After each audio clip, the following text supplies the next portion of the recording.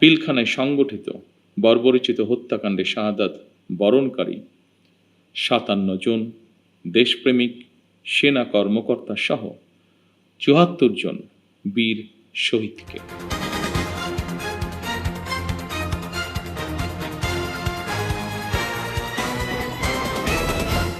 আজকের এই অনুষ্ঠানে উপস্থিত সম্মানিত সভাপতি, উপস্থিত সম্মানিত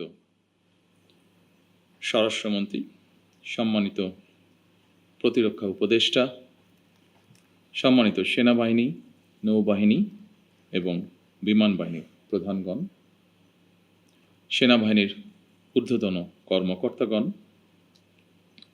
মহাপরিচালক বর্ডার গার্ড বাংলাদেশ, ২০০৯ সালে পিলখানায় শাহাদাত বরণকারী সদস্যদের পরিবারবর্গ ও নিকটাত্মীয়গণ, পিলখানায় চাকরিরত সেই সকল সেনা অফিসার যারা দুঃসহ স্মৃতি আজও বয়ে বেড়াচ্ছেন, সামরিক ও বেসামরিক কর্মকর্তাবৃন্দ এবং সম্মানিত উপস্থিতিবৃন্দ, আসসালামু আলাইকুম।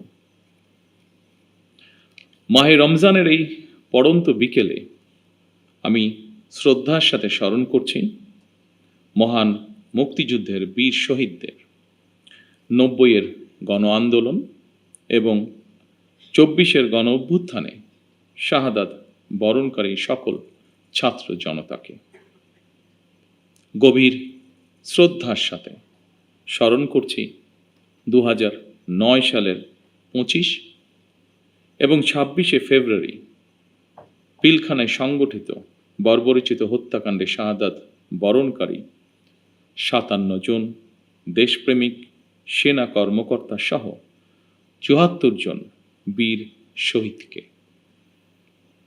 আমি তাদের আত্মার মাগফিরাত কামনা করছি এবং শোক সন্তপ্ত পরিবার বর্গের সদস্যের প্রতি জানাই গভীর সমবেদনা। আজ ২৫শে ফেব্রুয়ারি জাতির ইতিহাসে এক রক্তাক্ত এবং বেদনা বিধুর দিন। এ দিনটি এলে প্রকৃতি যেন আবার স্মৃতি ও শোকের ভারে নীরব হয়ে যায়। বাতাসে ভেসে আসে সেই বিভীষিকাময় মুহূর্তের আর্তনাদ।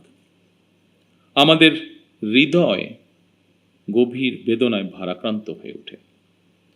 ২০০৯ সালের ২৫ এবং ২৬শে ফেব্রুয়ারি এই নির্মম ঘটনা আমাদের জাতীয় জীবনে এক গভীর ক্ষত সৃষ্টি করেছে, যার বেদনা সময় পেরিয়ে আজও বহমান।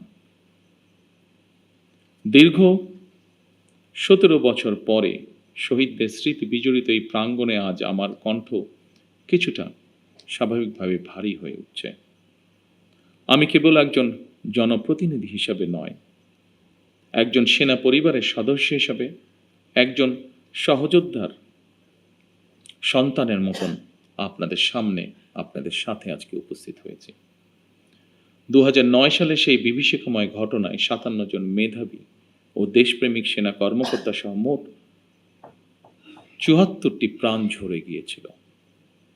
প্রতিটি নাম একটি পরিবারের আলো নিভে যাবার গল্প, প্রিয়জন হারানোর বেদনা বিধুর অধ্যায়, একটি সন্তানের পিতৃহীন হওয়ার ইতিহাস, একটি স্বপ্নের অসমাপ্ত মহাকাব্য।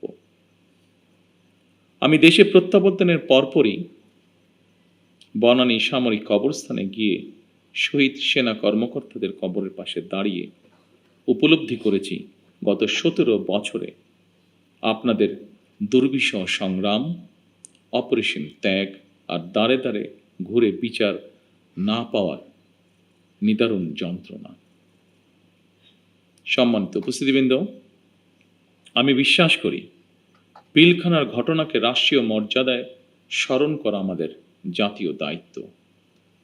২৫ ও ২৬শে ফেব্রুয়ারি ঘটনাকে ইতিহাসে রাষ্ট্রীয় মর্যাদা না দিলে ভবিষ্যৎ প্রজন্ম আমাদেরকে হয়তো ক্ষমা করবে না। তাই সেনাবাহিনীও আপনাদের সঙ্গে আলোচনা করে ২৫ এবং ২৬শে ফেব্রুয়ারি স্মৃতিকে অম্লান করে রাখতে বর্তমান সরকার ইনশাল্লাহ কাজ করবে। আমাদের সীমান্তরক্ষী বাহিনী শিকড় আমাদের স্বাধীনতার ইতিহাসে প্রথিত। 1971 সালের যেদিন চট্টগ্রামের কালুরঘাট বেতার কেন্দ্র থেকে শহীদ রাষ্ট্রপতি জিয়াউর রহমান স্বাধীনতার ঘোষণা দিয়েছিলেন, সেদিন সেনাবাহিনীর সাথে তদানীন্তন ইপিআরের সদস্যবৃন্দ বেতার কেন্দ্রের দায়িত্বে নিয়োজিত এক থেকে গৌরবময় ইতিহাসের সাক্ষী হয়েছেন এবং মহান মুক্তিযুদ্ধের সূচনা লগ্ন থেকে সেনাবাহিনীর সাথে অবিস্মরণীয় অবদান রেখে চলেছেন। পরবর্তীকালে শহীদ রাষ্ট্রপতি জিয়াউর রহমান সীমান্তরক্ষী বাহিনীকে সুসংহত করতে বিশেষ গুরুত্ব আরোপ করে অবকাঠামোগত উন্নয়ন এবং প্রয়োজনীয় সংস্কার কাজ করেন। সেনাবাহিনী থেকে যোগ্য ও মেধাবী অফিসারদের পেশনে প্রেরণের সংখ্যা বৃদ্ধি করা হয়। 1978 সালে এই বাহিনীর ইতিহাসে সবচেয়ে বড় ঘটনা হল সামরিক কায়দায় নতুন করে পুনর্গঠিত করা। পূর্বের উইংসমূহকে পরিবর্তন করে ব্যাটালিয়নে রূপান্তর করা হয়। দুটি নতুন ব্যাটালিয়ন সংযোজন করে বাহিনীর সংগঠনকেও পরিবর্ধিত করা হয়। দীর্ঘ সংগ্রামের পর আজ জনগণের রায় নির্বাচিত সরকার দেশ পরিচালনা করছে। দেশের প্রশ্নে আমরা সীমান্ত বাহিনীকে আরও আধুনিক ও সুসংহত করব ইনশাআল্লাহ। আমাদের সদস্যরা দেশপ্রেম ও পেশাগত উৎসর্গতায় সীমান্তে দায়িত্ব পালন করবে ইনশাআল্লাহ। বাংলাদেশের স্বাধীনতা যুদ্ধে এবং স্বাধীনতা পরবর্তী দেশ গঠনে সেনাবাহিনীর রয়েছে উজ্জ্বল ইতিহাস। সেনাবাহিনী আমাদের সার্বভৌমত্বের প্রতীক। আমি মনে করি পিলখানার এই মর্মান্তিক ঘটনা ছিল আমাদের সার্বভৌমত্বকে নস্যাৎ করার একটি অপপ্রয়াস। পিলখানার ঘটনার পরিক্রমায় আমাদের জাতীয় নিরাপত্তার কাঠামোর দুর্বলতা ফুটে উঠেছে। তাই বহির্বিশ্বের সাথে তাল মিলিয়ে আমাদের জাতীয় নিরাপত্তার কাঠামোকে আরও আধুনিক, সময় উপযোগী এবং শক্তিশালী করা প্রয়োজন অবশ্যই, এবং এ লক্ষ্যেই আমাদের সরকার কাজ করবে ইনশাআল্লাহ।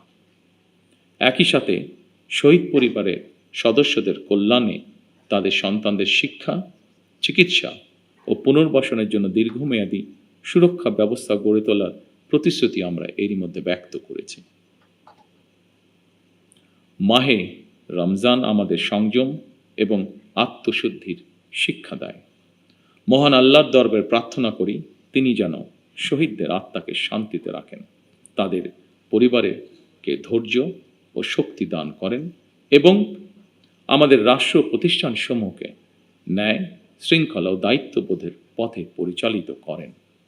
পরিশেষে আজকের এই অনুষ্ঠানটি আয়োজন করার জন্য যারা অক্লান্ত পরিশ্রম করেছেন, এই অনুষ্ঠানটিকে সুন্দরভাবে উপস্থাপন করেছেন, তাদের সকলকে আমি আমার পক্ষ থেকে আন্তরিকভাবে ধন্যবাদ জানাই। আল্লাহ আমাদের দেশকে হেফাজত করুন। আল্লাহ হাফেজ। বাংলাদেশ জিন্দাবাদ।